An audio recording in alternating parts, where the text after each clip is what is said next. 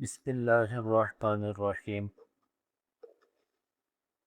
رسول اللہ صلی اللہ علیہ وسلم فرض نمازوں کے بعد جو دعائیں مانگا کرتے تھے ان میں ایک تو مشہور دعا ہے جو آپ لوگ سنتے رہتے ہیں، اللہم انت السلام ومنک السلام تبارکت یا ذا الجلال والاکرام۔ کہ اللہ آپ سلامتی دینے والے ہیں اور سلامتی آپ ہی کی طرف سے ہے، اور آپ بابرکت ہیں، تبارک ربنا یا ذا الجلال والاکرام، اے بزرگی والے، اے عزت والے۔ ایک تو یہ مشہور دعا یہ تقریباً یاد ہے،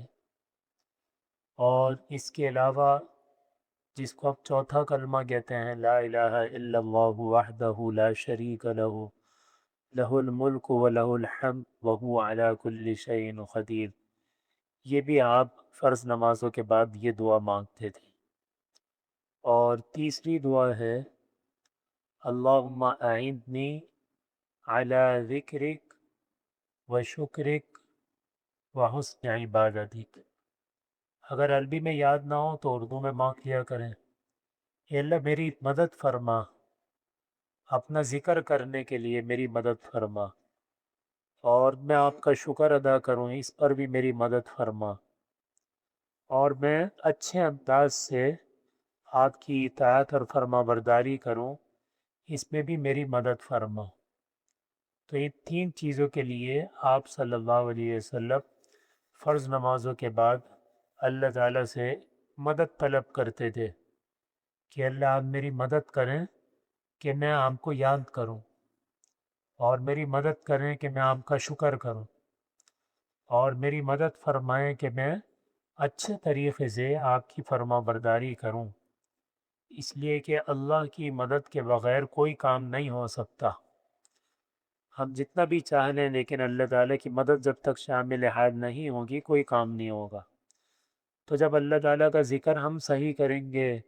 اللہ کا شکر بھی صحیح کریں گے، اللہ کی اچھے انداز سے فرما برداری بھی کریں گے، تو ہمارے سارے مسئلے حل ہو جائیں گے۔ تو اس لیے اس دعا کو کوشش کریں عربی میں یاد کریں، ورنہ اردو میں مانگا کریں، اے اللہ اپنا ذکر کرنے کے لیے اور اپنا شکر کرنے کے لیے اور اپنی اچھی فرما برداری کرنے کے لیے میری مدد فرما۔ اور بھی دعا ہے ایک، وہ انشاءاللہ کل عرض کروں گا۔ اور یہ بات پہلے میں نے کئی بار عرض کی ہے کہ حدیث کے اندر جتنی بھی دعائیں آتی ہیں کہ فرض نماز کے بعد آپ یہ دعائیں مانگتے تھے، تو جن نمازوں کے بعد سنت مؤکدہ ہیں جیسے مغرب کے بعد اور عشاء کے بعد اور اسی طریقے سے ظہر کے بعد، تو اس میں پہلے سنت مؤکدہ پڑھیں، پھر اس کے بعد ساری دعائیں مانگیں۔ فجر اور عصر کے بعد تو سنت نہیں ہے، اس میں تو نماز کے بعد مانگیں۔ بعض لوگوں کو دیکھا جاتا ہے کہ وہ ظہر کے بعد لمبی دعا مانگنے بیٹھ جاتے، فرض کے بعد ہی شروع ہو جاتی، یا مغرب کے بعد یا عشاء کے بعد، تو یہ طریقہ درست نہیں ہے۔ جو سنت مؤکدہ ہیں وہ فرض کا ہی حصہ ہیں، فرض کی تکمیل ان سے ہوتی ہے، ابھی فرض مکمل ہی نہیں ہوئے، ابھی تو تھوڑا سا باقی ہے، تو پہلے سنت مؤکدہ پڑھتے ہیں، پھر اس کے بعد جتنی دعائیں ہیں۔ تو جب کبھی بھی آپ یہ دیکھتے ہیں کہ فرض کے بعد فرض کے بعد، تو فرض کے بعد کا مطلب یہ ہوتا ہے